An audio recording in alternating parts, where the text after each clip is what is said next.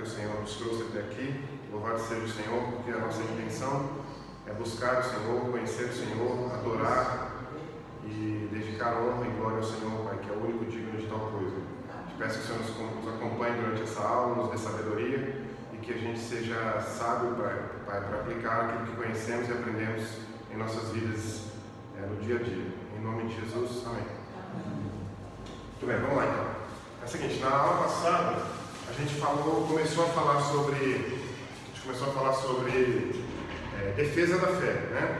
E aí a defesa da fé a gente tem uma teologia, né?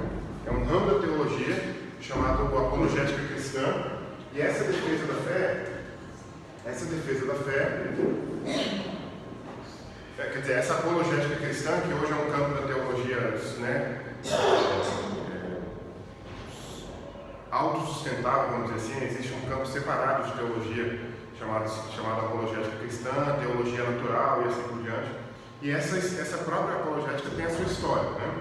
E essa história começa exatamente no século II. E eu só estou rememorando aqui uma ideia que eu dei na aula passada, que é a ideia de que as coisas elas normalmente são criadas ou inventadas com base na necessidade contextual, histórica, né? Então, você inventa aquilo que você precisa, ou então você inventa aquilo que você não tem. E em termos de defesa, eu falei em invenção, mas é melhor pensar em criação, né? Você cria um ramo da teologia quando você não tem ele e precisa dele. Em termos de defesa, porque o título da aula é Defesa da Fé, a gente só defende quando tem ataque, né? Quando a gente é atacado. Então a gente tinha uma ordem, uma série de ataques que aconteciam à igreja, né? naquele período, já desde o começo, desde o primeiro momento, né? O próprio livro de Atos mostra Paulo como um perseguidor da igreja, né? Vamos dizer assim, um perseguidor do cristianismo. Então, desde o primeiro momento, já houve perseguição. Só que essa perseguição vai tomando corpo e formas diferentes durante o século I, e a partir do século II já passa a ser necessário que sejam feitas defesas com relação a essas acusações, a esses problemas. E aí a gente viu na aula passada, deixa eu só colocar o começo aqui do slide, onde fala sobre a importância da defesa da fé, né? Então a gente tem lá os inimigos internos e externos, a apologética como uma precursora da reflexão teológica, e as características dos erros seriam da seguinte ordem: a gente teria a filosofia grega, o judaísmo, crenças orientais e acusações de ateísmo, canibalismo e incesto, né? Todas essas acusações aconteciam, algumas delas eram relativamente simples de resolver, né? E algumas delas eram populares, ou seja, quem acusava era o povo, né? Eram pessoas. Outras eram acusações um pouco mais formais, e elas vinham, por exemplo, do próprio Estado, né? Do próprio Império, e vinham também de intelectuais da época que achavam que os cristãos eram pouco intelectuais ou nada intelectuais. Então havia perseguição de todas as ordens, né? Daí a gente passou por heresias fora da igreja, e eu falei isso na aula passada e eu vou repetir só para ficar mais claro. Heresia fora da igreja, aqui a ideia é que assim, o gnosticismo é uma forma de pensamento, uma linha de pensamento, uma escola de pensamento que avança em direção ao cristianismo. Mas o que é importante lembrar também é que esse tipo de acusação, esse tipo de perseguição ou de problema não é só interno, na medida em que ele... Alfredo. Bom dia, tudo bem? Bom dia. Ô, professor. É o capítulo 1. Capítulo 1. Se quiser ler o livro todo, Vai ser tudo, né? O capítulo 1 é aquilo que eu falei.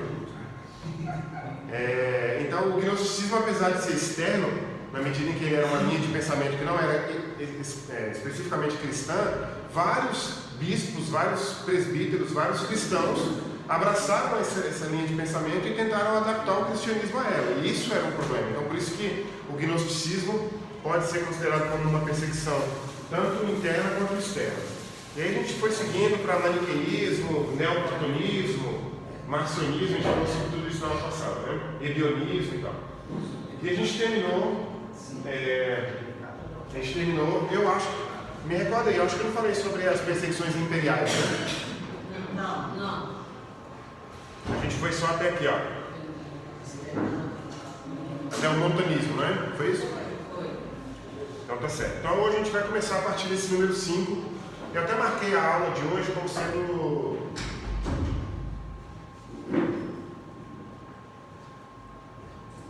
Melhorou, professor? Foi no médio? Melhorei. Fiquei melhor. Pronto ainda, né? Fiquei bem. Eu pensei que fosse uma aluno, que sabe falar aula. Ela foi braço. A coluna tá bem. Ainda. Essa altura aqui, mais tarde ela vai deixar de ficar.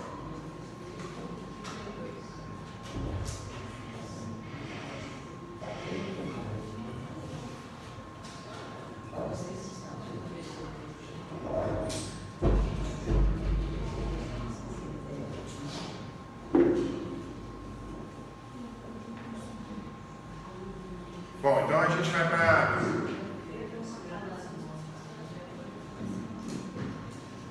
A gente vai então para as perseguições imperiais, certo? Então vamos lá então. As perseguições imperiais, elas tinham...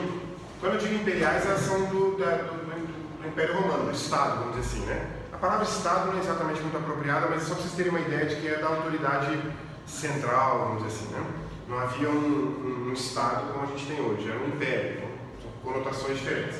Mas ela era de ordem política, religiosa, social e econômica. Política, eu vou dar pelo menos um exemplo rápido de cada um, só para você ter ideia por que a igreja era perseguida politicamente, por que ela era perseguida religiosamente e assim por diante. Talvez a mais curiosa de todas seja economicamente, né? Você já pode ir tentando adivinhar aí o que pode ser uma perseguição econômica no caso do cristianismo. Mas em termos de política, existia uma percepção de algumas pessoas do Estado do Império Romano de que, como os cristãos eles abstinham de várias práticas sociais, como por exemplo o teatro, algumas práticas, por exemplo, dentro da política ainda, como o exército, né? O exército tinha uma aproximação muito grande com sacrifícios e cultos a deuses pagãos, né? Então o cristão, quando se convertia, não participava do exército, não servia o exército, não lutava, por exemplo, no exército imperial. Então esse é um problema político. E também havia uma percepção, como eu falei, quando eu comecei a falar agora há pouco, de que estava se formando um Estado dentro do Estado. Ou seja, era como se a desconfiança de que os cristãos pudessem, em um eventual momento, criar um Estado dentro do Império Romano e, obviamente, fazer aquilo que não acontecia na época, que era uma implosão, né? Porque o Império Romano vai cair lá na frente, em 476, mas é explosivo, né? Ou seja, aliás, é de fora para dentro, quer dizer, né? Centípede, né? É isso que fala, né? E tem centípede, como que é? Centípede. Do centro para fora, de fora para o centro. Então, esse problema de uma percepção de um risco de um Estado dentro do Estado era um risco eminentemente político. E nesse sentido havia uma perseguição política nesse sentido. Por causa disso. A questão religiosa é óbvia, porque afinal de contas o cristão ele é monoteísta e não apenas monoteísta, mas ele também não abre mão desse seu monoteísmo, né? Aliás, o monoteísmo judaico, anterior ao cristianismo, vamos dizer assim, é um monoteísmo ético. Ou seja, é apenas um Deus? Sim, mas não apenas isso. Ele também prescreve um comando ético para que você siga e faça e viva de acordo com aquele comando, com aquela prescrição. É normativo nesse sentido, né? E o cristianismo não abre mão desse monoteísmo ético. Em outras palavras, o cristão comprometido, o discípulo de Cristo, ele, número 1, só adora a Deus e só sacrifica. Aliás, nem sacrificar para Deus sacrificava, porque uma outra acusação também era de que o culto do cristão era imaterial. Então você não tem sacrifício, não tem vela, não tem estátua, não tem imagem, você só tem o interno, né? E por causa disso cria-se uma expectativa de que tem uma ameaça ao modus operandi da religião fora do cristianismo, por exemplo, o paganismo, né? Então tem essa característica religiosa também. Social, eu falei agora há pouco, pelo menos 2 exemplos, que é um exemplo que é o aspecto do teatro, né? das festas públicas, dos banhos públicos. Os banhos públicos eram um evento social bem quisto pela sociedade romana, e nesses banhos públicos eram banhos com águas térmicas, banhos termais, né? Uma coisa que a gente geralmente não pensa é que o Império Romano ficava ali na parte central da Europa, né? Uma parte dele era na parte central da Europa. Você sabe que nessa parte neva, né? A gente nunca pensa nisso quando pensa em Império Romano, né? Quando a gente pensa em Europa hoje, a gente fala, nossa, será que está nevando lá, né, em Paris agora, né, na Suíça, nos Alpes suíços? Mas naquela época nevava também, ou seja, havia um clima frio em determinada parte do ano. Então os banhos térmicos, quentes, portanto, era uma outra prática social, e era uma prática social onde aconteciam... o que você acha que acontece dentro de uma piscina enorme, um tanque enorme com água térmica, onde tem homem e mulheres? Então, não vou nem dizer o que acontece, né? Então, o que acontece é que o crente, o cristão, não participa desse tipo de ato social. E essa segregação social, autossegregação social, olha aí... Só não vou fazer uma apresentação bem pessoal para você, porque está gravando e vai para o YouTube, então eu quero te expor publicamente. Mas eu não pude parar, depois de deixar de parar a aula para te falar bom dia. Seja bem-vindo. Então, em termos de práticas sociais também, essa autossegregação do cristão, não participar, né, não participar de tudo que acontecia, né, publicamente. A gente faz isso hoje, mas a gente hoje tem 2000 anos de história para sustentar a nossa autossegregação. Então, quando você fala, se alguém te chama no trabalho para ir no bar tomar uma cerveja, você fala que não vai, o cara sabe que você é cristão, da próxima vez ele nem te convida. Mas ele também não te segrega socialmente por causa disso, não te ostraciza, né? Porque hoje a gente tem 2000 anos de sustentação. Não, crente não bebe, crente não faz isso, crente não faz aquilo, né? Então a gente é muito mais fácil. Naquela época é menos fácil, né? Negar atividades sociais, deixar de participar do exército e, obviamente, deixar de adorar os deuses. E não apenas isso, deixar de cultuar também o imperador, né? Que aí sim é uma ofensa capital, né? Vamos dizer assim. E a questão econômica, quem teve alguma ideia do que poderia ser uma perseguição econômica? O que os cristãos faziam que economicamente eles eram perseguidos? Imagina aí, tenta imaginar. A questão que eles se juntavam. Fala mais alto. A questão que eles se juntavam para fazer a divisão dos bens, das despesas. Teve uma época que eles viviam mais É porque essa prática, ela não apenas não teve um efeito muito grande dentro do próprio cristianismo, porque ela não continuou desse jeito, então ela não teve um efeito externo, então era só mais uma idiosincrasia cristã. Então essa daí não seria uma. É interessante essa ponta. Eu acho que ela ficou mais na época que eles eram assim, mais perseguidos, né? E na época que eles eram menos espalhados também, né? Isso aconteceu mais em Jerusalém e tal, né? Mas tem outras características, deixa eu já colocar quais são elas.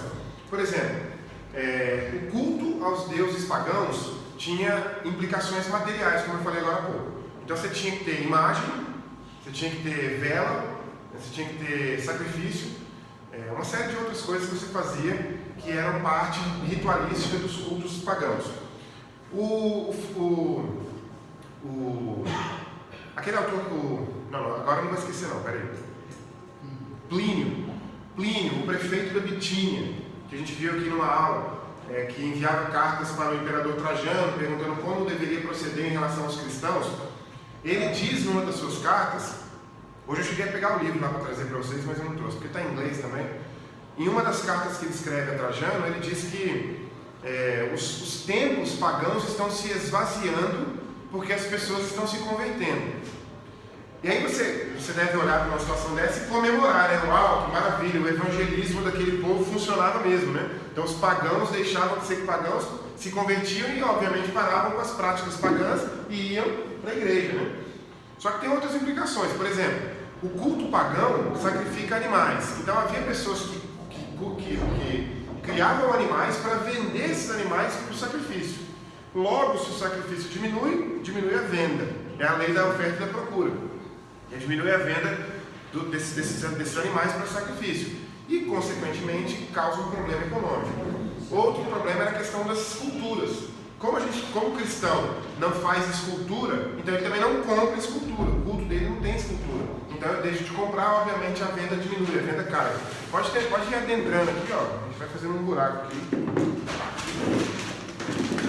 Pode passar na frente da câmera, não tem problema nenhum.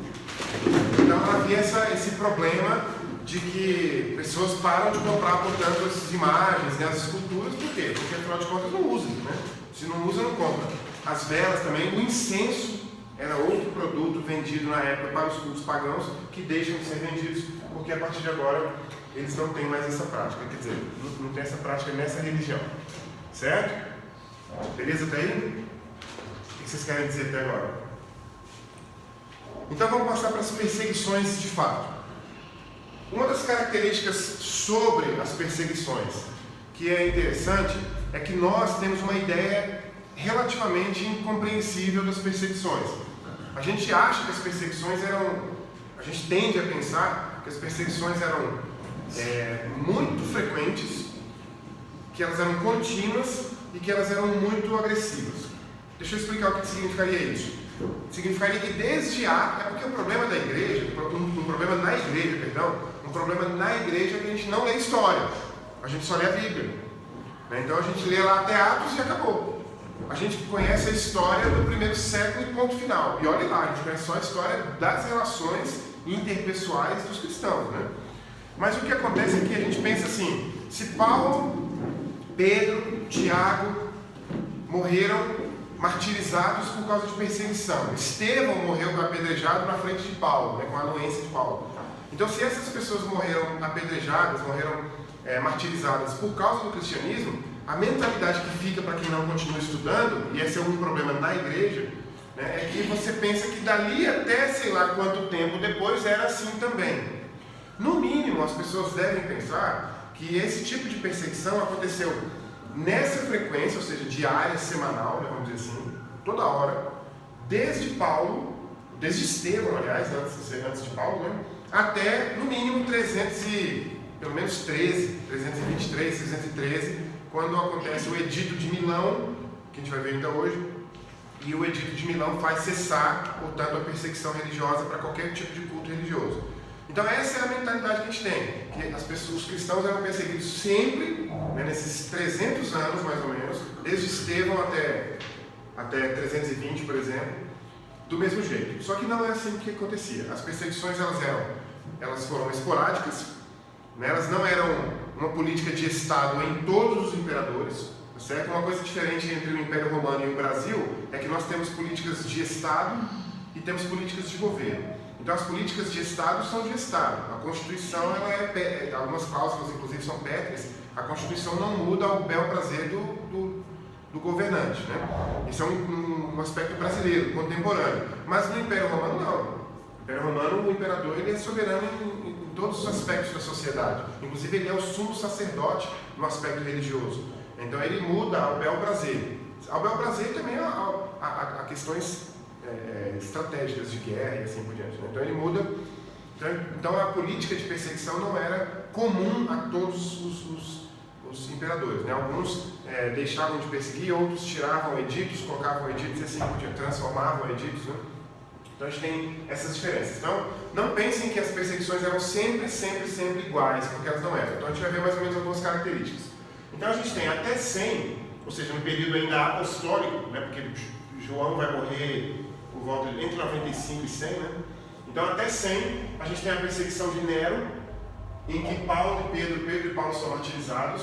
Essa perseguição de Nero é aquela famosa perseguição do incêndio de Roma, né? Porque ele era um megalomaníaco que se achava artista e que queria transformar Roma num playground artístico para ele, né? E havia acusações, inclusive contemporâneas a ele, ou seja, ele foi acusado na época que ele estava vivo, de que o incêndio de Roma tinha sido ocasionado por ele mesmo, a fim de que depois do incêndio ele reconstruísse Roma, que é o óbvio, né? Incendiou e reconstrói, do jeito que ele queria. Ou seja, o nível de egoísmo dele era tão grande que ele queria destruir uma cidade inteira para construir a cidade inteira para ele. Mas ele não quis fazer igual fez o Luís XIV, acho que é o Luís XIV, que criou a Versalhes, né? Só para... Versalhes é uma cidade que foi criada a 25 quilômetros mais ou menos de Paris apenas. É uma cidade que foi criada pelo gosto do Luís XIV. Estou falando Luís XIV aqui, mas pode ser que não seja ele, tenho quase certeza que é ele. Ao gosto do rei, né, da época, porque ele não gostava de Paris, né, fazia bico para Paris, e também porque ele queria uma corte onde ele pudesse reunir lá os seus cortesanos, né, e viver ali uma vida de luxo. Então ele criou Versalhes. Mas Nero não quis fazer isso, Nero quis que fosse Roma. Então a acusação, que não tem comprovação, é de que ele incendiou Roma para poder, destruindo Roma, ele construiu uma Roma do jeito que ele queria. De fato, ele fez parte disso. Porque, inclusive, ele foi tão odiado depois que alguns imperadores destruíram o que ele construiu para construir alguma coisa em cima. Por exemplo, um prédio oficial do Império Romano construído por Nero, que é destruído para se colocar um outro prédio oficial em cima, só para não rememorar o próprio Nero, né? Certo, então Nero vai acusar os cristãos, portanto, desse incêndio e vai persegui-los, e nessa perseguição, pelo menos, os dois nomes mais importantes, talvez dois dos mais importantes nomes dos apóstolos, são perseguidos e martirizados nessa época. Domiciano, que é o imperador do final do século I, também inicia uma perseguição, que ela é relativa, ela não é exatamente uma perseguição muito violenta, tanto é que João sofre nessa perseguição, mas ele sofre apenas um exílio, né? Ele é exilado e não necessariamente assassinado, né? É exatamente por causa desse... Luís XIV mesmo, em 1660. Ótimo, obrigado. Luís XIV, a confirmação da informação lá. Então, 1660. Em 95, então, João é exilado, cerca de 95, e é exilado em cima de uma perseguição, quer dizer, debaixo de uma perseguição do Domiciano, certo? Então essa é a perseguição até 100. De 100 a 250, ou seja, um período bem mais longo. Então o que aconteceu de 100 a 250 em termos de perseguição, pelo menos seja mais relevante, vamos dizer assim, né? A gente tem o caso do Plínio, que a gente já falou, não precisa falar de novo, né? Que ele faz um contato com o rei, exatamente para descobrir como proceder, e há, obviamente, martírio naquela região. Uma coisa que vocês devem lembrar também sempre é que, nesse período aqui, de cerca de 100 a 250, a perseguição ela acontece da seguinte forma: eu sou cristão, mas eu posso andar na rua livremente. Eu posso inclusive ser visto como cristão, certo? Os bispos faziam seus serviços religiosos normalmente. Se alguém acusa um cristão de ser cristão e leva essa acusação formalmente ao tribunal, aí esse cristão vai ser inquirido e vai ser dado a ele a oportunidade de negar a fé 3 vezes. Se na terceira vez ele não negar, ele é assassinado. Certo? Então esse é o teor da perseguição. Então não é uma perseguição que você tem que ficar escondido, igual, por exemplo, na China do século passado, né? Que você tinha que ficar escondido e fazer culto escondido. Bom, os cultos eram escondidos, de certa forma, mas não eram escondidos por causa de uma perseguição que abrangia toda a sociedade, né? Então essa é uma característica. Então a gente já falou sobre isso em pelo menos 3 aulas. Em Esmirna, por volta de 150, Policarpo, que é o bispo de Esmirna, também martirizado, certo? Marco Aurélio, que é o imperador, em cerca de 165, vai, sob a perseguição dele, o Justino Mártir, que nós vamos falar daqui a pouco, morre também, martirizado. E tem um aspecto das mulheres também, eu coloquei só essa Perpétua, porque a Perpétua ela tem um caso clássico, que ficou registrado para a história de maneira sensacional. Eu não consigo me recordar a quantidade de sofrimentos que ela teve, e não foram poucos, tudo num dia só, num período só, assim, uma semana, vamos dizer. Ela foi colocada para ser atacada por animais, ela foi espancada, e não morria e não negava a fé, né? Os próprios oficiais do Império que estavam batendo nela, ou enfim, machucando ela para matar mesmo, eles cansavam e faziam rodízio. O cara não aguenta mais bater nessa mulher, vai você agora, meu braço está doendo. Então ela teve esse caso clássico em 203 de ser martirizada, mas assim, de uma forma muito, muito agressiva, e não era apenas ela, ou não foi apenas ela, outras mulheres, o martírio era semelhante, né? Eu fico pensando o seguinte: o que eu faço quando alguém fala?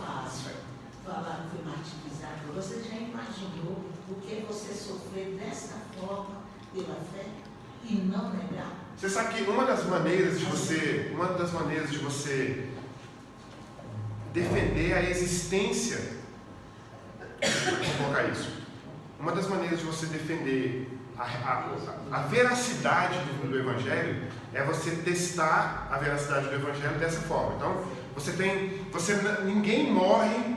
Aliás, morrer é uma coisa, pessoal. Quem assistiu lá aquele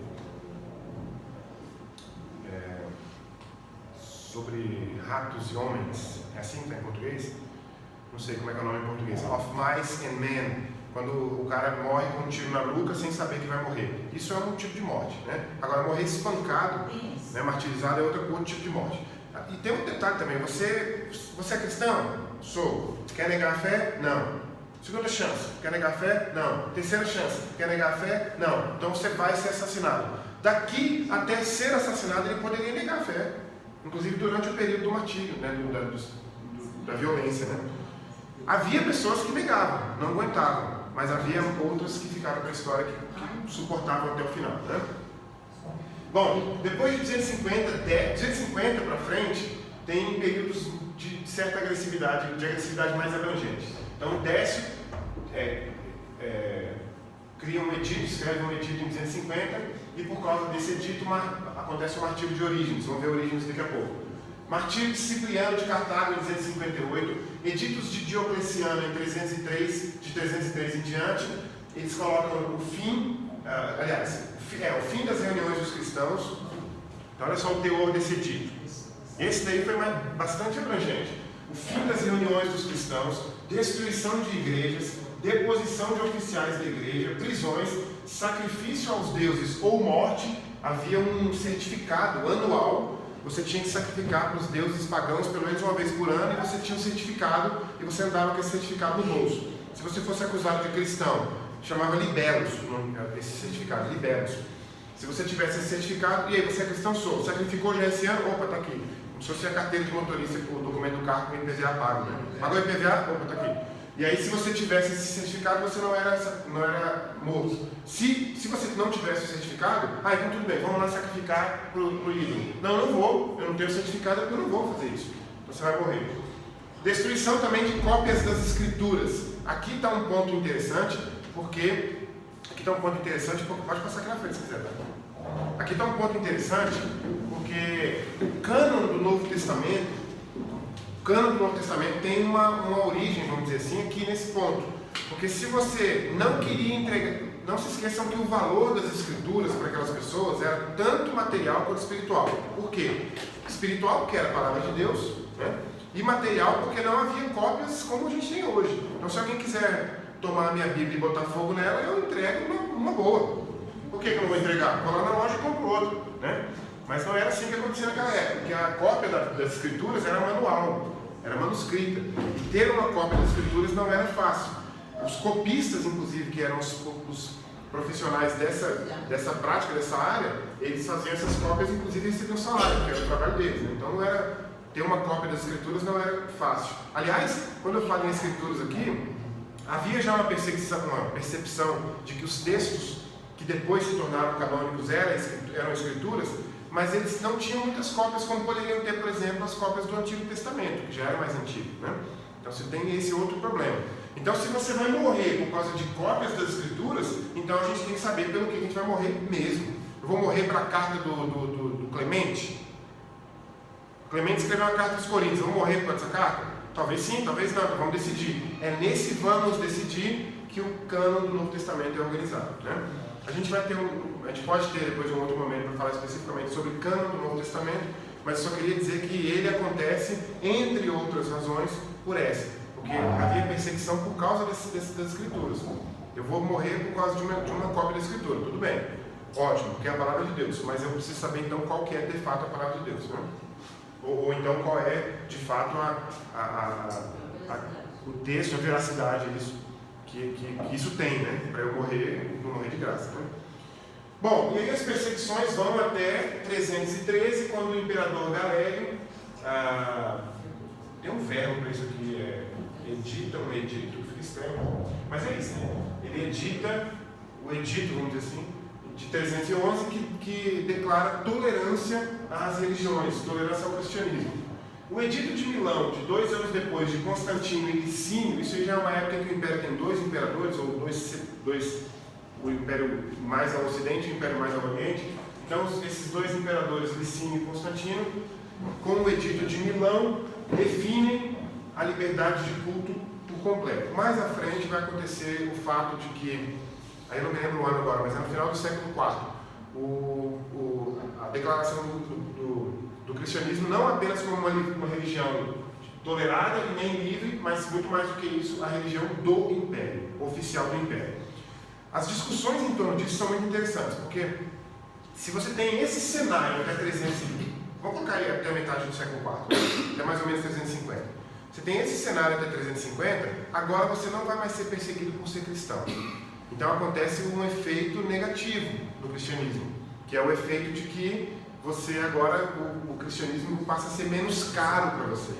Então agora eu posso inclusive ter uma vida promíscua, eu posso ir ali, não ir e tal.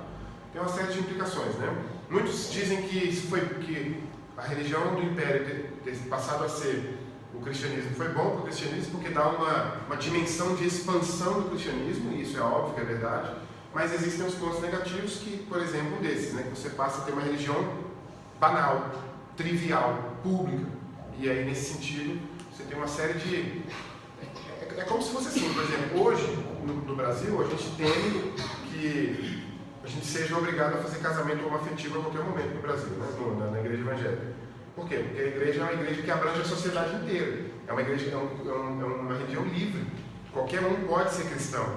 Isso é o que pensa a sociedade secular, né? Para nós, a gente sabe que não é qualquer um que é cristão. A gente sabe que qualquer um pode frequentar a igreja a vida inteira. É livre nesse sentido. Mas ser cristão é uma outra coisa. Aliás, eu até queria dizer para vocês que eu tenho usado ultimamente a expressão discípulo de Cristo para já diferenciar de crente. Porque houve uma época em que você queria diferenciar o crente, o evangélico, do católico. Então você chamava o evangélico de crente e o católico era cristão. Então cristão e crente, católico e crente. Só que hoje a palavra crente já não define mais quem é o discípulo de Cristo. Então a gente já precisa de uma palavra nova. Eu já estou usando a palavra discípulo de Cristo. E aí é bom porque na época da transição, eu não estou propondo nenhuma transição, eu não estou dizendo que ninguém vai me seguir, não é isso.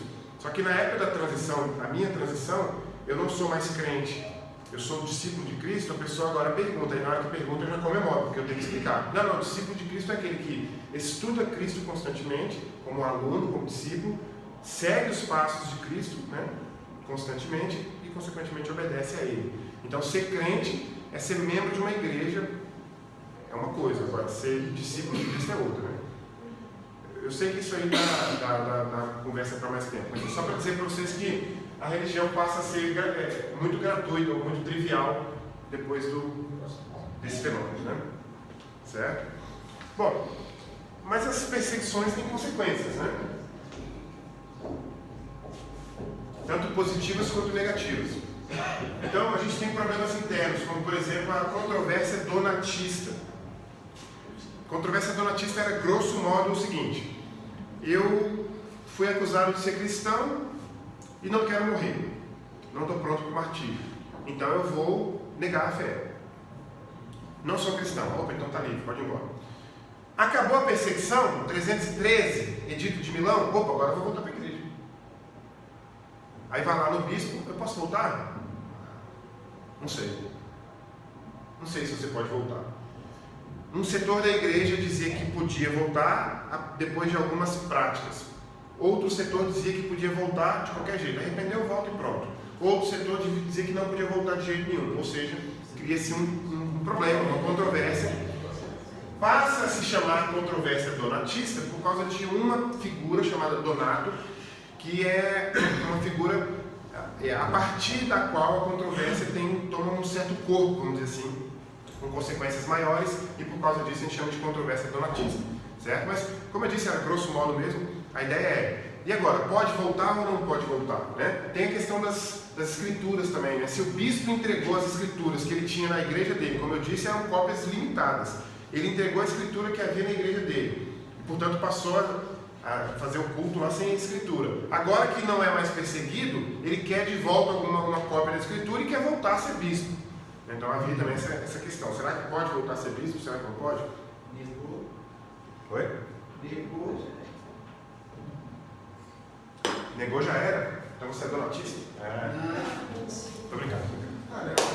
Outra questão é do cano, a gente falou agora há pouco, né? As perseguições trouxeram uma positiva implicação, que é a decisão do que é o cano, o que é escritura, né?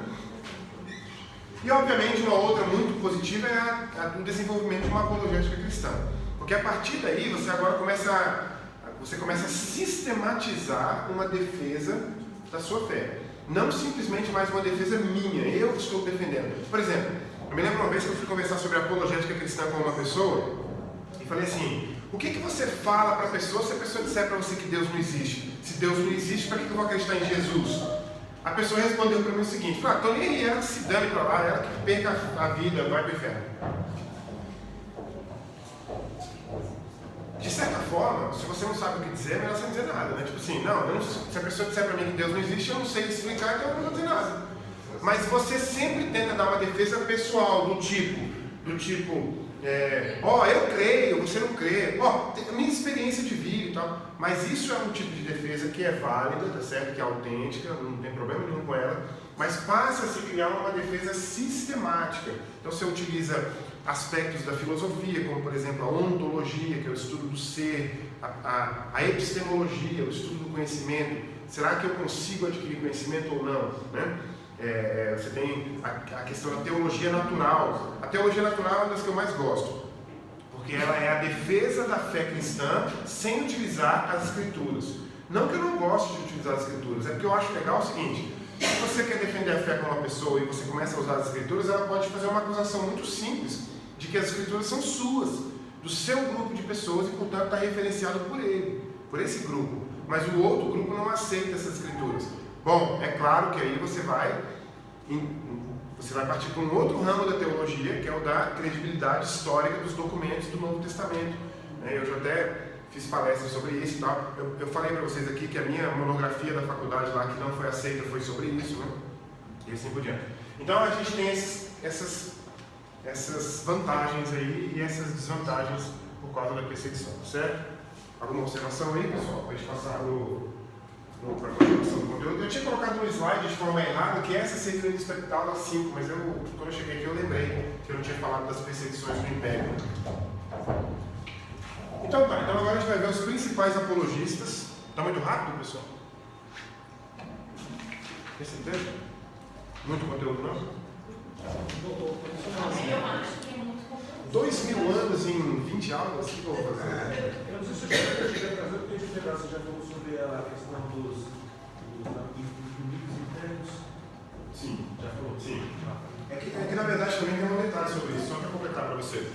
Essa perseguição, que é chamada de inimigos internos, ela também tem características externas. Porque, por exemplo, heresia dentro da igreja pode vir de ideias que são fora da igreja, como o gnosticismo, por exemplo, o neoplatonismo.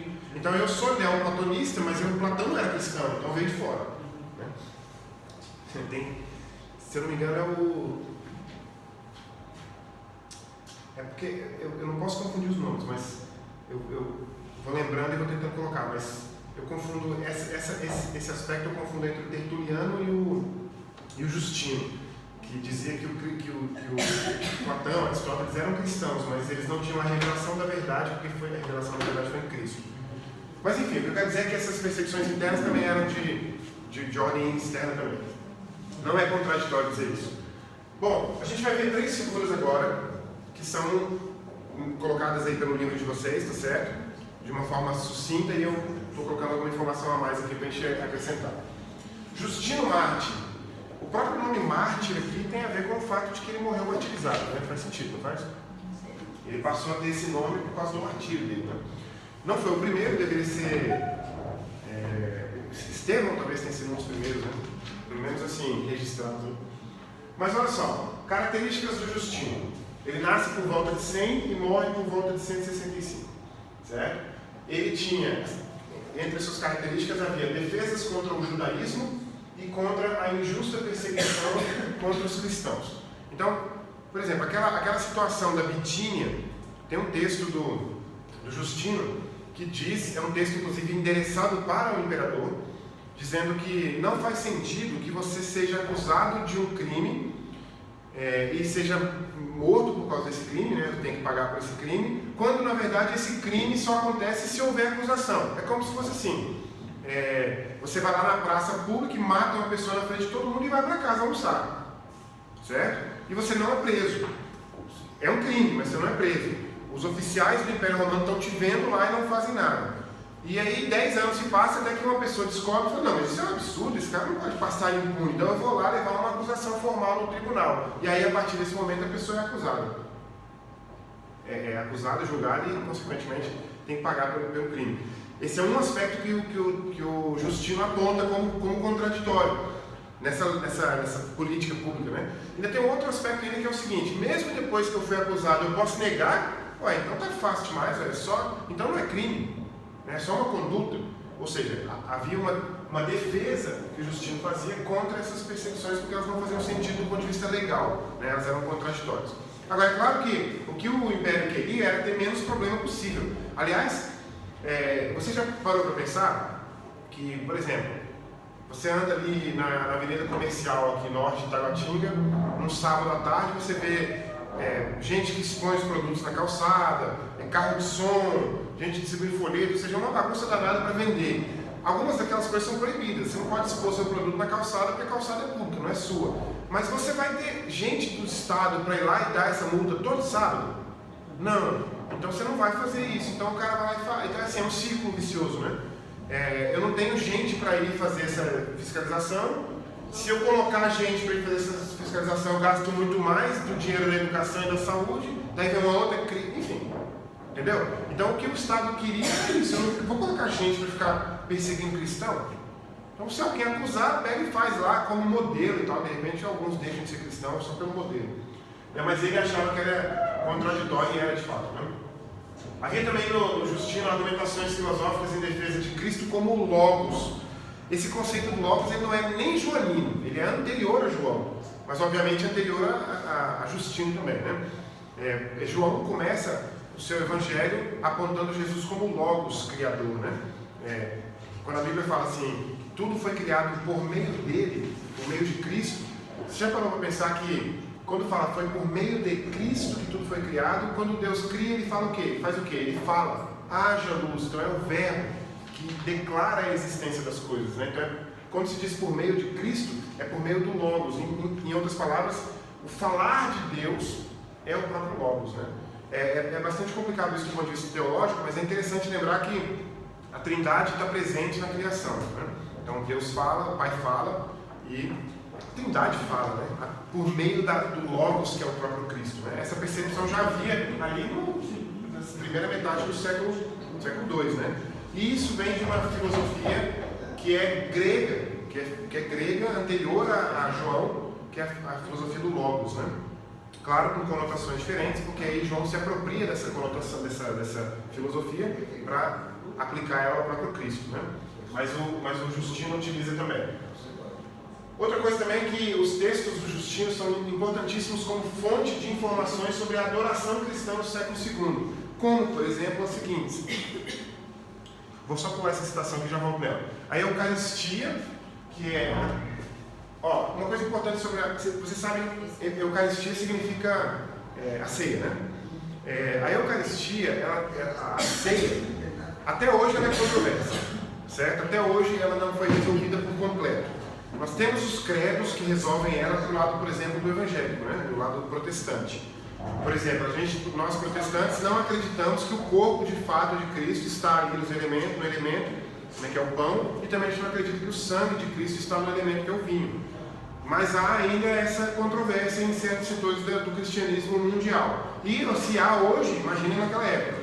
O próprio Justino acreditava que a carne e o sangue de Cristo estavam nos elementos.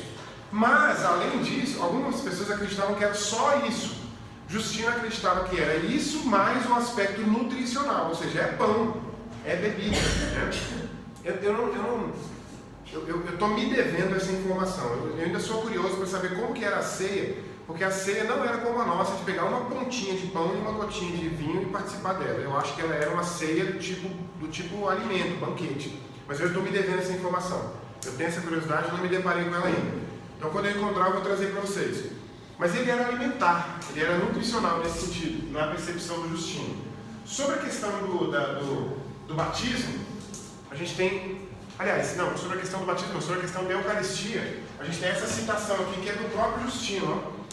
Pois nós os recebemos, o pão e o vinho, não como pão comum e bebida comum, mas da mesma maneira como Jesus Cristo, nosso Salvador, tendo sido feito carne pela palavra de Deus, tinha tanto carne como sangue para a nossa salvação. Assim, igualmente, temos sido ensinados que o alimento, o qual é abençoado pela oração de sua palavra, e do qual o nosso sangue e carne são nutridos pela transmutação, então nutridos, né, que é o aspecto nutricional, é a carne e o sangue daquele Jesus que tornou-se carne. Texto dele, palavras dele, né? Então, na percepção dele, havia a transubstanciação. Esse é uma série de outros. Sim, exatamente, da transubstanciação. Tem uma série de outros também, né? Por isso que eu falei, a controvérsia não estava resolvida. Algumas pessoas acreditavam que era só a carne e o sangue de Cristo, outros acreditavam que era só o pão e o vinho, e outros acreditavam como Justino, que eram os dois, né? Tanto o aspecto espiritual quanto o aspecto nutricional também. Bom, aí a gente passa tem o batismo também, né, nos seus textos, e tem, eu estou falando aqui das práticas cristãs, né, as práticas da igreja, né? E tem também a ênfase na doutrina da encarnação e da ressurreição dos mortos. Então, o gnosticismo negava a encarnação e negava também a ressurreição. Se você nega, eu falei isso na aula passada, se você nega o corpo, você nega que ele morre e nega que ele ressuscita. É fácil, nega um, nega todos. Mas o Justino era firme em dizer que Cristo encarnou, morreu e ressuscitou. Então esse é um aspecto muito importante do ponto de vista doutrinário. Sabe de uma coisa, pessoal? Eu quero falar uma coisa para vocês do meu coração. Do meu coração mesmo. E eu inclusive quero fazer isso, eu estou até planejando começar a fazer já esse ano. Nós, evangélicos, infelizmente, nós abandonamos os pais da igreja para o domínio dos católicos. Porque a gente tem um problema sério, quer dizer, tem que dizer isso com cuidado, né? Mas existe um problema na nossa concepção religiosa, quando eu falo nossa, é evangélica mesmo, né? De que os erros do passado devem ser abandonados, isso é óbvio, mas aqueles que erraram também devem ser abandonados. Não deveria ser assim. Então nós, na igreja, deveríamos estudar os pais da igreja. Porque no mínimo, assim, sem querer ofender o catolicismo nem nada, mas no mínimo, a gente deveria pensar o seguinte: se houve problemas graves na igreja católica, esses problemas não começaram no século II, nem no terceiro, talvez nem no quarto, e nem no quinto. Esses problemas passaram a começar depois do século VI, a partir do finalzinho do século VI, 590 mais ou menos. É claro que há problemas que nós temos hoje, do ponto de vista espiritual e religioso, começaram também por causa do Império Romano adotar o cristianismo como religião oficial da igreja, a questão do poder do Papa e assim por diante. Mas a gente não deveria jogar fora o bebê com a água da banheira, como diz a expressão em inglês, né, que a gente tem usado em português, né? Ou seja, a água da banheira está suja, mas o bebê eu tenho que guardar. Então não posso jogar tudo fora junto. Por exemplo, eu queria ganhar de presente, pode ser de vocês, tá? Eu queria ganhar de presente uma coleção que chama Patrística. É uma coleção com acho que 43 volumes, capa dura, linda. Quando vocês verem, vocês vão achar tão bonito que vocês vão querer me dar de presente. 43 volumes que traz os textos dos pais da igreja. Todos os textos de cada autor, todos os textos do Justino estão lá. E essa coleção ela é editada pela editora Paulus, que é uma editora eminentemente católica. Nós não temos nenhuma editora evangélica que publica coisa desse tipo. Eu não acho que isso seja saudável. Então a gente não pode jogar fora os pais da igreja. Então olha só, o Justino dava ênfase na doutrina da encarnação de Cristo, na doutrina da morte de Cristo e na doutrina da ressurreição de Cristo. E isso é caríssimo para o evangelho. Então a gente precisa, tá certo? Fechando o parênteses aqui, a gente precisa ter isso em consideração. Passamos para Irineu. A palavra leão aqui, pessoal, é só uma tradução mesmo para português, mas Leão é a cidade que hoje é Lyon, na França. Antigamente chamava Gália, aquela região que virou França, o Império Romano chamava Gália. Então era o Irineu de Lyon. Você pode ver escrito por aí, Lyon com Y, Lyon com I. Não é Lion, tá? Não é leão, Lion em inglês, não. É Lyon. Com Y, com I ou leão em português. Hoje em dia não se traduz mais Irineu de leão, mas é porque o livro colocou e eu resolvi colocar para você não achar estranho. Certo? Então, o Irineu de Leão, que nasceu ali por volta de 130 a 202, morreu em 202, ele tem as seguintes características que a gente pode falar sobre ele. Quais são elas? Número 1, refutação do gnosticismo. Mas a preocupação do Irineu, o Irineu ele é um pastor de ovelhas, quer dizer, um pastor de igreja, perdão. Quando eu digo de ovelhas, dá a impressão que ele era um pastor lá na fazenda. Não, ele era um pastor de ovelhas no sentido espiritual. Ele se considerava um pastor de igreja, de ovelha, certo? Ele era ele era um reverendo, certo? Então, nesse sentido, ele não tinha muita especulação filosófica, ele não estava preocupado com especulação filosófica. O lance dele era prática cristã, levar o seu povo à adoração, manter o seu povo na linha doutrinária correta e assim por diante. Mas ele se torna um apologista em que medida? Na medida em que ele não aceita de forma nenhuma as características do gnosticismo. Então ele não utiliza necessariamente a especulação ou argumento filosófico para defender a fé em contrariedade ao gnosticismo, mas ele faz essa defesa. Os textos que sobraram dele para nós têm essa característica, então por isso que ele entra na classificação de apologista. Ele não poderia entrar numa classificação de teólogo, porque os textos dele não tem uma conotação teológica. São textos mais ou menos parecidos com os textos do século II, início do século II ali.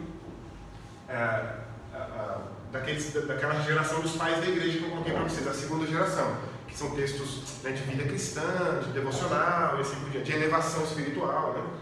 Então essa é mais ou menos a característica do Irineu. Tem uma história interessante sobre ele, é que ele tem uma função na igreja de Lyon, mas ele não é o bispo, e ele é encarregado pelo bispo de levar uma correspondência para o bispo de Roma, levar pessoalmente, né?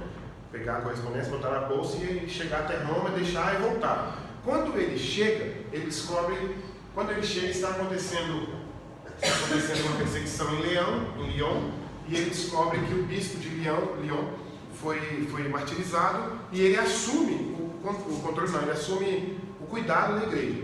Mas ele assume o cuidado da igreja, e como ele faz isso de maneira magistral, ele é ordenado como bispo daquela igreja. Um aspecto importante já desde aquela época, que é o mesmo de hoje, pelo menos no nosso contexto da Igreja Batista, é que o bispo, o nosso bispo, vamos dizer assim, o pastor, ele é eleito pela própria igreja, né?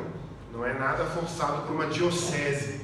Você não recebe o padre, ou o pastor, ou o bispo que veio de uma diocese, ou que veio de qualquer lugar, pelo menos não até essa época. Então, ele é eleito lá, portanto, como bispo. Há histórias interessantes, como por exemplo o Agostinho. O povo queria que ele fosse bispo e ele não queria ser, porque ele não achava que era digno. A gente vai ver o Agostinho depois. Outra coisa importante nele também é a defesa da sucessão apostólica. Lembra que eu já defendi isso aqui uma vez? Causou problemas no futuro? Com certeza. Mas também evitou problemas, né? A sucessão apostólica é fundamental para a manutenção da doutrina na igreja, né? Eu sou uma pessoa aristocrática. Eu detesto democracia. E detesto, claro, eu também detesto ditadura, né? Por que eu não sou democrático? Porque é o seguinte, eu não acho que todo mundo tem capacidade de fazer qualquer coisa. Eu não acho que a gente tem a capacidade de governar um país. Eu acho que quem deve governar um país é alguém que é especializado em governar alguma coisa, no mínimo alguma coisa. Eu não vou falar sobre isso agora porque isso é um aspecto político. Eu posso explicar num café, vamos tomar um café que eu explico. Eu sou aristocrático nesse sentido. E em termos de governança de igreja, eu também sou. A gente também é. A gente não elege aqui na igreja, por exemplo, o irmão Nivaldo, que é experiente em igreja, que tem 30, 40, 50 anos de evangelho. A gente não elege o Nivaldo como pastor amanhã à noite. Pastor Mateus foi convidado para pastorear uma igreja em Cuba e a gente agora precisa de um pastor novo. O Nivaldo ele vai assumir. Por que não? Porque a gente é aristocrático. Aristói, em grego, é os melhores. Crático ou cracia é governo dos melhores. O problema é que aí a conotação da aristocracia acaba sendo ruim porque você pensa que é a elite que vai dominar o poder e vai tomar. Bom, é óbvio que acontece isso. Mas por que eu estou dizendo tudo isso? Não é para provocar o ânimo de ninguém. É só para dizer que a eleição do bispo vindo do povo significa o quê? Eu vou eleger quem tem capacidade. E ele, por exemplo, tinha capacidade. Então, por isso que ele é visto como sendo uma pessoa que tem capacidade e elege. Agora, é claro que também, eu estou exagerando de propósito para dar a minha percepção, mas a democracia nesse sentido é representativa, na medida em que eu só voto, né? Eu não vou lá me candidatar. Se bem que se eu for, eu posso me candidatar, mas ninguém vai votar em mim, né? Marlon para presidente de 2020, o pessoal vai preferir, então, provavelmente eu vou votar. 22, né? Então, aí o que acontece? Por que ninguém vai votar em Lula presidente em 2022? Porque eu não tenho vida política, não tenho prática. Eu disse que eu ia exagerar de propósito na contrariedade à democracia, no favorecimento à aristocracia, só para chegar a esse ponto, certo? Mas aqui não é uma aula de filosofia política, mas tudo bem. Então vamos lá. Ampla visão da história como cumprimento dos propósitos de Deus. Isso é interessante porque isso compara imediatamente com a próxima figura que a gente vai ver. Porque a próxima figura que a gente vai ver acreditava que Deus não havia criado o universo para que houvesse história. Ele criou o universo para que houvesse uma espécie de monotonia, vamos dizer assim, no Éden, né? Já o Irineu acredita que havia a percepção de uma história. Para Irineu é tão interessante no caso de Irineu que ele acredita que Jesus teria encarnado mesmo que não houvesse pecado. Porque ele acredita que Deus queria essa aproximação não perto, mas a aproximação de experiência de vida com o ser humano, criatura, que para ele é a coroa da criação. Certo? Então são características que a gente vai aprendendo. Porque, por exemplo, sabe o que eu acho interessante da história da igreja? Porque à medida que eu vou estudando, eu vou comparando com as minhas cosmovisões, com a minha cosmovisão. Então, caramba, eu acho tão estranho isso. Uau, que legal isso. De repente o outro está lendo junto comigo lá no outro lugar, em outra cidade, e pensando no oposto de mim. Nossa, que estranho essa. Opa, que diferente aquela outra. Porque a gente vai comparando com a nossa cosmovisão, né? Então, por exemplo, a questão da ceia, do batismo, né? A gente tem uma prática na nossa igreja, na nossa cultura, de que o batismo é por imersão. Há outras igrejas que são pós-reforma, né, que também tem uma prática diferente, que é a prática da aspersão. Qual é o certo e qual é o errado? Eu quero dizer para vocês que você pode se posicionar com base na história. Então, por exemplo, se você tem água para batizar, isso estou falando lá, né? Você tem um rio, você tem água para batizar, você vai lá e batiza na água. Você não tem, você batiza como? Não, você não vai ser batizado não. Você não vai obedecer a Jesus não, porque não tem água para te colocar por baixo. Segue seu exemplo. Oi? Segue seu exemplo. Segue seu exemplo. E outra coisa também que eu acho importante é assim, em regiões em que há perseguição, você tem uma dificuldade maior de fazer um evento de batismo, né? Tudo isso eu acho que você vai comparando com a sua cosmovisão e vai vendo o que você aprende, que você... Nossa, esse cara percebia as coisas dessa forma, que interessante. Uau, Agostinho, como é que pode? É o maior nome da teologia cristã. Tem essa percepção, o que é isso? Que absurdo. Platão pensa assim, não é possível, que inocente. Né? O Platão é uma figura, Platão, Aristóteles, Sócrates, apesar de não ter escrito nada, mas são figuras que foram... várias das suas proposições foram descartadas por completo, porque a gente já aprendeu coisas muito mais importantes. Né? O Platão, por exemplo, ele era vamos dizer assim, né? Ele era o cara que é semi-espírita, pronto. Ele acreditava nas almas. O Orígenes também acreditava que as almas tinham pré-existência e que aí por causa disso encarnavam e aí se errassem. A gente vai ver isso aqui agora. Tem até uns caras modernos que pensam assim, porque quando escreve umas músicas diz que tem saudade do céu, que saudade ela não sei da onde. Eu falei, ué, como é que você tem saudade do lugar que você nunca foi? Ô Anderson, ajuda a gente aqui durante esse semestre. Como pode haver tanta heresia na música? Posso fazer uma pergunta pessoal? Não existe isso. Deixa eu te fazer uma pergunta. Deixa eu te fazer uma pergunta pessoal. Quando uma música está bombando na rede social aí, ela entra na lista, qual que tem critério? Não, o critério é comercial. Entendi. Você sabe que as gravadoras, as pessoas que vendem isso, se a música tiver muito conteúdo teológico e muita qualidade de instrumental e vocal, ela não é aceita. Não é aceita no sentido popular, você está falando? Não é aceita pela gravadora. Elas são obrigadas. Entendi. Não, obrigado. Normalmente, isso aí pode chocar você, não, que todo mundo está estudando história mesmo. Tem que chocar, porque a gente não sabe dessas coisas. Eu acho que é isso que é lógico. Quem escreve muita música comercial, gospel, é que aqui em Brasília a gente quase sempre ouve um rádio gospel.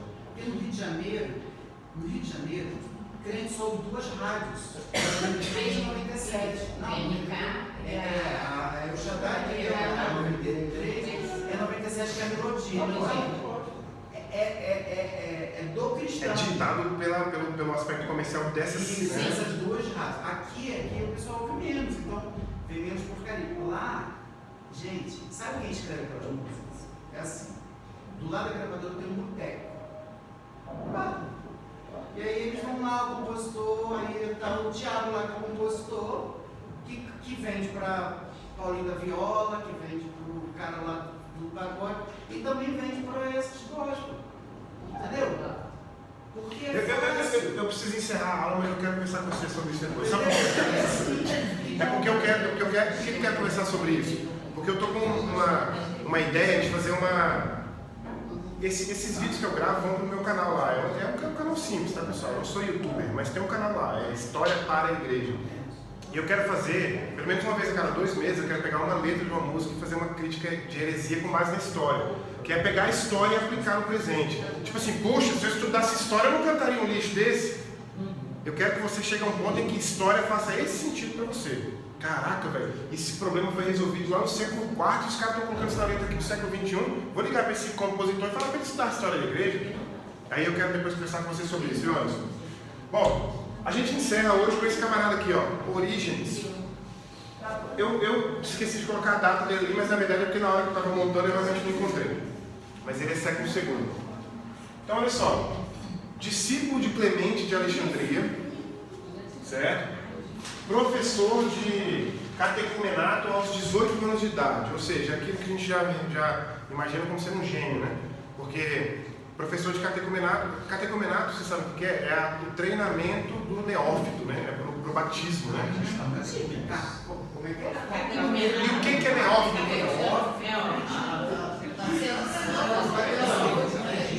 Vocês têm que aprender que as palavras têm origem grega às vezes. Neo é novo, fito é da fé, né? Na fé. Novo na fé. É o recém-convertido. Então, catecumenato é treinar o recém-convertido para o batismo.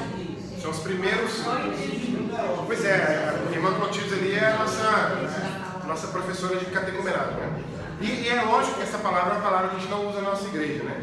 Antigamente tinha, né? Na casa dos catecúmenos. A pessoa chegava na igreja, tinha que entrar no lugar, tinha uma placa na voz de catecúmenos. Fez? Na igreja evangélica. Não fala nada.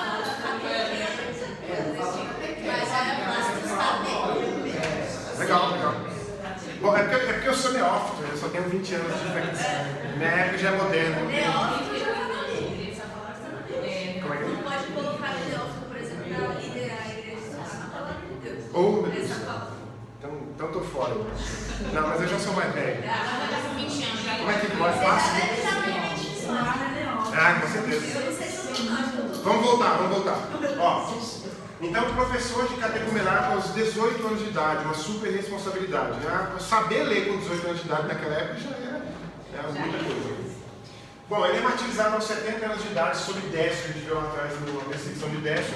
E a característica fundamental sobre Orígenes, as características são as seguintes.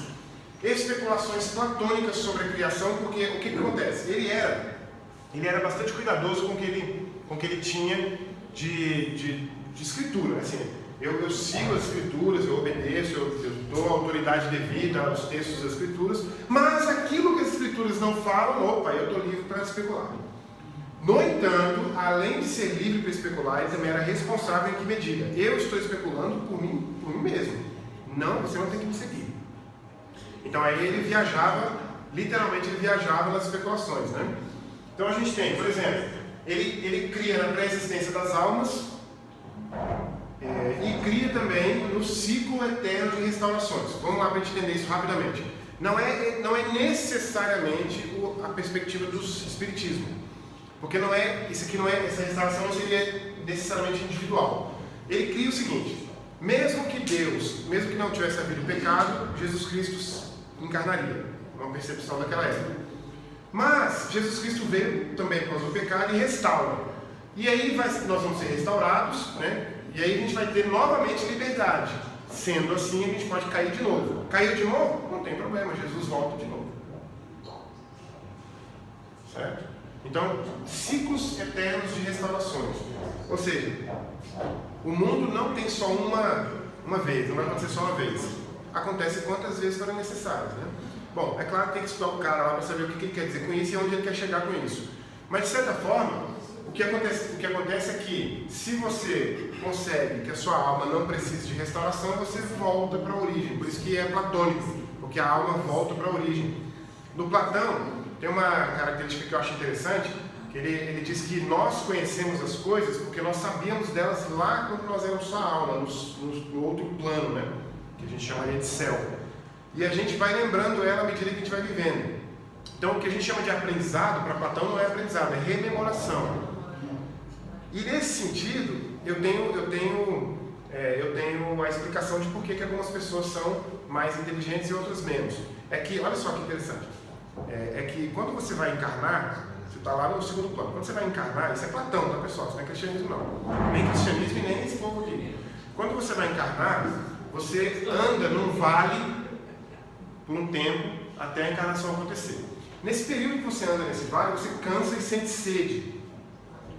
E você se depara com lagos, com rios ao longo do caminho.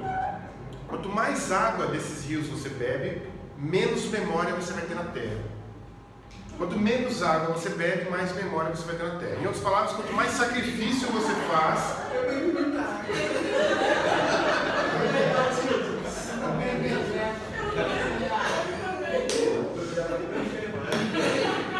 Aí o povo vai ficar vendo os cristãos rindo do Platão e vai achar que é intolerante.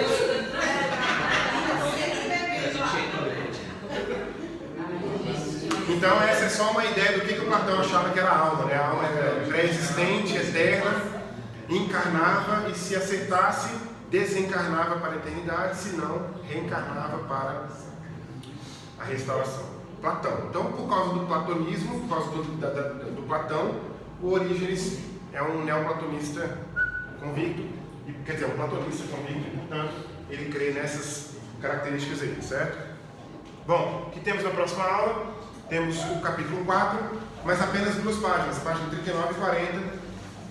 O nome da próxima aula é Igreja Antiga, a Igreja Antiga e a Teologia. Aí vai ser aquela 4ª geração, né? Tivemos a primeira geração, os apóstolos, os pais apostólicos, a segunda, os apologistas, a gente acabou agora, a 3ª, e a próxima aula, os teólogos, né? A partir da próxima aula, a gente chega em figuras como Agostinho de Hipona, que pode ser considerado, principalmente a partir de uma perspectiva protestante, pode ser considerado a figura mais importante da história da igreja depois de Cristo. Simplesmente ele. Bom, os apóstolos são mais importantes do que ele, porque eles recebem inspiração direta do Espírito, né?